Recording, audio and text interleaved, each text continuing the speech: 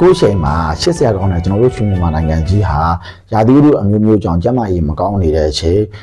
ပြည်တွင်းမှာရှိတဲ့လူငယ်အများစုဟာမိခင်ရွှေမြန်မာနိုင်ငံကြီးကိုစွန့်ပြီးမိသားစုစာဝတ်နေရေးအတွက်တိုင်းတစ်ပါးမှာစ조사နေရတဲ့ဆိုတာကျွန်တော်လက်ခံပါတယ်။ပြည်ပမှာအဆင်ပြေနေတဲ့လူငယ်အများစုကိုအားကျပြီးပြည်တွင်းမှာရှိနေတဲ့လူငယ်အများစုဟာပြည်ပနိုင်ငံကိုထွက်ပြီးတော့ပဲစ조사ရမလားပြည်တွင်းမှာပဲရအောင်ရက်တည်ရမလားဆိုပြီးလမ်းပြောင်းနေတဲ့လူငယ်တွေအများကြီးရှိတယ်ဆိုတာကိုလည်းကျွန်တော်ကောင်းကောင်းကြီးလက်ခံပါတယ်။ပြည်ပကိုစွန့်စားပြီးမိသားစုစာဝတ်နေရေးအိမ်မက်တွေအနာဂတ်တွေကိုအကောင်းဆုံးပေါ်နေတဲ့လူငယ်တွေအများကြီးရှိကြသလိုတချို့ဆိုလို့ရှိရင်မြန်မာနိုင်ငံကိုနှုတ်ဆက်ခြင်းဟာနောက်ဆုံးနှုတ်ဆက်ခြင်းအဖြစ်နှုတ်ဆက်ခဲ့ကြတဲ့ဝမ်းနည်းစရာဖြစ်ဖြစ်တွေလည်းကျွန်တော်ကြုံဆုံခဲ့ပြီးပါတယ်ဒီတော့ပြည်ပနိုင်ငံကိုသွားလို့ရှင်လဲအမြဲတမ်းအဆင်ပြေနိုင်လို့ဆိုလို့ရှိရင်ပြည်တွင်းမှာပဲကျွန်တော်ရက်တည်လို့ရမယ်ဘာသာစကားလေးသင်ချင်တယ်ဘယ်ဘာသာစကားကိုသင်ရမလဲအကြံပေးပါအောင်ဆိုလို့ရှိရင်တော့ကျွန်တော်ကတရုတ်ဘာသာစကားကိုသင်ဖို့အတွက်ကျွန်တော်အကြံပေးချင်ပါတယ်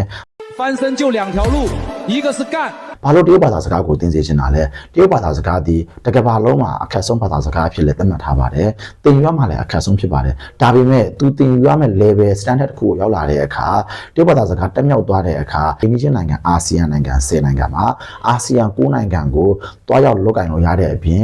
်ကျွန်တော်တို့မြန်မာနိုင်ငံအကြီးဟာပုံမှန်အတိုင်းပဲရာသီဥတုသုံးပါပုံမှန်လဲပတ်ပြီးမြန်မာနိုင်ငံကြီးကျန်းမာရေးကောင်းလာတဲ့အခါပြည်ပနိုင်ငံရဲ့ယင်းနှိမ့်နှံမှုနဲ့စီးပွားရေးလုပ်ငန်းရှင်ဖြစ်တဲ့တရုတ်တွေစီးပွားရေးလုပ်ငန်းယင်းနှိမ့်နှံလာတဲ့အခါမှာကိုဟာသူများရဲ့ပြည်ပကိုသွားဆရာမလို့ပဲကိုနိုင်ငံပြည်တွင်းမှာပဲစီးပွားရေးလုပ်ငန်းတွေအများကြီးလဲလှုပ်ဆောင်လို့ရတယ်လို့ကိုမိခင်မွေးရမြေကိုလည်းဆုံးခါဆရာမလို့ပဲ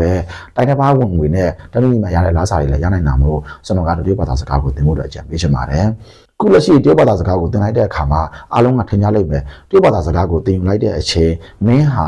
ာကျွန်တော်တို့ရွှေမြန်မာနိုင်ငံကြီးကိုတရုတ်ပြည်သူသမ္မတနိုင်ငံကြီးဖြစ်အောင်စ조사နေတဲ့လူမျိုးတယောက်အနေနဲ့အမြင်မှားကြပါလိမ့်မယ်တရုတ်နိုင်ငံဆိုတာဟာအာဆီယံနိုင်ငံအပြင်တစ်ကမ္ဘာလုံးကနိုင်ငံဖြစ်ပါတယ်ကျွန်တော်တို့လူတဘာဝကြီးရဲ့အရာတစ်ခုကိုပြစ်ပယ်ကြတယ်လိလူရှုတတ်ကြတာဟာတဘာဝပါပဲဒီတော့တရုတ်နိုင်ငံကိုတရုတ်လူမျိုးတွေကိုကျွန်တော်တို့ကလိလူရှုရတယ်မဖြစ်မနေမှသာဆက်ဆံကြတယ်အဲ့လိုဆက်ဆံလိုက်တဲ့အခါမှာသူတို့ကိုသတိမထားဘူးဆိုတဲ့ပုံစံနဲ့နိုင်ငံတိုင်းကိုစီးပွားရေးတွေချေထွန်းလာခဲ့တာအခုဆိုလို့ရှိရင်ကျွန်တော်မြန်မာနိုင်ငံဆိုလို့ရှိရင်လည်းတရုတ်တွေရဲ့ကြီးစိုးမှုတွေအများကြီးခံနေရပါပြီဒီတော့ကျွန်တော်တို့လူငယ်တွေကသာသူတို့ရဲ့ဘာသာစကားကိုသာသင်ထားမယ်ဆိုလို့ရှိရင်ကိုယ်နိုင်ငံကိုသူတို့ဘာသာစကားနဲ့ကိုယ်တိုင်ပြန်လာလို့ရပါတယ်ခုလက်ရှိကျွန်တော်ဟာမြန်မာနိုင်ငံမှာလာဖွင့်တဲ့တရုတ်စစ်တွေရဲ့သောက်ဆိုင်မှာဘာသာပြန်ကူအနေနဲ့လုပ်နေတဲ့လူငယ်လေးတယောက်ဖြစ်ပါတယ်အစကကျွန်တော်လည်းတရုတ်ဘာသာစကားကိုအရင်ပြောခဲ့တယ်ဒါပေမဲ့တရုတ်ဘာသာစကားကိုဘာကြောင့်သင်ရတာလဲဆိုတော့တရုတ်တွေဟာဘာကြောင့်များစီးပွားရေးကိုရှက်ထွင်နိုင်တာလဲဆိုတော့မင်းတို့ငါတို့လူမျိုးရဲ့ခံယူစိတ်နာကြည့်စိတ်ကြောင့်ကျွန်တော်ဟာတရုတ်ဘာသာစကားကိုကျွန်တော်သင်ယူခဲ့ပါတယ်တရုတ်ဘာသာစကားကိုတက်မြောက်လာတဲ့အခါမှာပထမအဦးဆုံးနဲ့ခံစားရတာဟာသူများတွေရှာဖွေဖို့ခက်တဲ့အရှိကမြန်မာနိုင်ငံရဲ့ GDP လစာထက်စာများစွာရတဲ့ဝင်ငွေလားစာကိုကျွန်တော်ကိုယ်တိုင်ရပါတယ်သူများတွေပြည်ပကိုထွက်ပြီးချိုးတော့ရှာနေရတဲ့ဝင်ငွေဟာကျွန်တော်ဟာမိခင်ရေကိုနေထိုင်ပြီးကျွန်တော်ရဲ့မွေးဖွားတဲ့မိဘနဲ့မဝေးကွာတဲ့နေရာမှာနေပြီးတော့ကျွန်တော်ဟာပြည်ပနိုင်ငံလူတွေနီးဝင်ငွေရှာနိုင်တဲ့နေထားတစ်ခုလည်းကြုံဆုံခဲ့ရမှုပါတယ်ဒီလိုစီးပွားရေးနယ်ပယ်မှာကျွမ်းကျင်တဲ့တရုတ်လူမျိုးတွေစီကနေသူတို့စီးပွားရေးနယ်ပယ်တွေဘယ်လိုမျိုးကျွမ်းကျင်အောင်လုပ်တယ်လဲဘယ်လိုမျိုးတိုးချဲ့တယ်လဲသူတို့ရဲ့စိတ်နေစိတ်ထားဟာဘာကြောင့်မလို့ဒီလိုစီးပွားရေးနယ်ပယ်မှာအောင်မြင်နေတာလဲသူတို့ကဘယ်လိုခံယူချက်တွေကြောင့်မလို့ပြန်သူတို့တွေကနိုင်ငံတိုင်းမှာစီးပွားရေးတွေကိုတိုးချဲ့နေတာလဲဆိုတော့အဓိကအချက်လက်တွေကိုအနီးကပ်လေ့လာခွင့်ရခဲ့ပါတယ်နောက်တစ်ချက်ကကိုတက်တဲ့ဘာသာစကားဟာကိုယ့်လူမျိုးကိုကာကွယ်ခွင့်ရပါတယ်ကျွန်တော်တို့တွေဟာကိုယ့်လူမျိုးကိုယ့်နိုင်ငံကိုကာကွယ်တယ်ဆိုတာခြံစည်းရိုးမှာလက်နက်ထမ်းပြီးကာကွယ်ခြင်းမဟုတ်ပါဘူးကိုတက်တဲ့ပညာရဲ့ကိုတက်တဲ့အတက်ပညာနဲ့ကိုနိုင်ငံမှာဘယ်လိုထောက်ကူပြုမလဲကိုလူမျိုးတွေဘယ်လိုကူညီရမလဲဆိုတဲ့အတွေ့ဟာလဲကိုနိုင်ငံကိုကာကွယ်ခြင်းတစ်မျိုးပါပဲ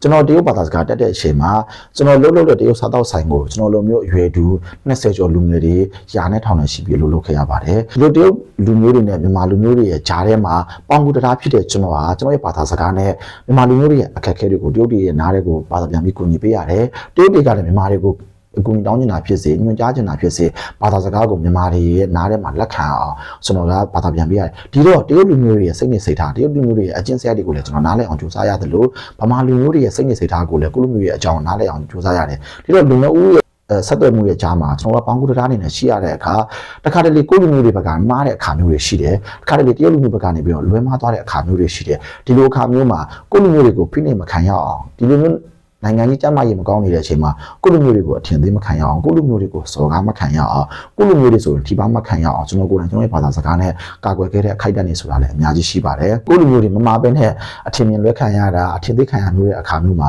ကိုတက်တဲ့ဘာသာစကားနဲ့ကိုယ်ကိုယ်တိုင်ရှိရတဲ့မမရက်ဒီကာကွယ်ပေးခဲ့တဲ့အများကြီးရှိပါတယ်ဒီတော့တရုတ်ဘာသာစကားသင်လိုက်တဲ့အခါတိုင်းလဲကျွန်တော်တို့တွေကရွှေမြန်မာနိုင်ငံကြီးကိုတရုတ်ပြည်သူသမ္မတနိုင်ငံဖြစ်အောင်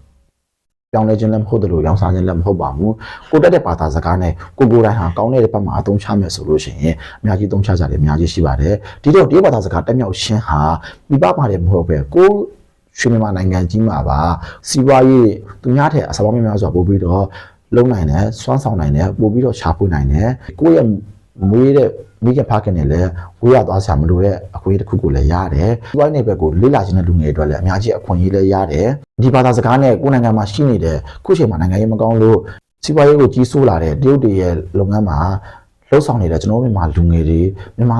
လူသမားတွေကိုလည်းနိုင်ငံဘက်ကနေကျွန်တော်ကာကွယ်နိုင်ခဲ့တယ်။ဒီတော့တရုတ်ဘာသာစကားသင်ယူခြင်းဟာဒီပြိုင်ဘက်ကိုအကောင်းဆုံးလေ့လာဖို့အကောင်းဆုံးဘာသာစကားဖြစ်တာမလို့ဒီဘာသာစကားကိုသင်ဖို့အတွက်ကျွန်တော်ကတော့အကြံပေးချင်ပါတယ်ဒီတရုတ်ဘာသာစကားဒီပြည်ပနိုင်ငံနဲ့မဟုတ်ပဲပြည်တွင်းနိုင်ငံမှာပါအသုံးပြုလို့ရတဲ့ဘာသာစကားမို့ဒီဘာသာစကားသင်ရတာဟာလုံးဝလုံးဝမရနိုင်ဘူးဆိုတာကိုတော့ကျွန်တော်ဒီခိုင်တော့အမှတ်ခံချင်ပါတယ်ဒါကြောင့်မလို့တကယ်ပြီးလမ်းပြောင်းနေတဲ့လူငယ်တွေရှိတယ်ဘာသာစကားကိုထပ်ပြီးသင်ယူရမလဲလေ့လာရမလဲဆိုပြီးတော့တူနေတဲ့လူငယ်တွေရှိရင်အခက်ဆုံးဘာသာစကားဖြစ်တဲ့တရုတ်ဘာသာစကားကိုစိန်ခေါ်ပြီးတော့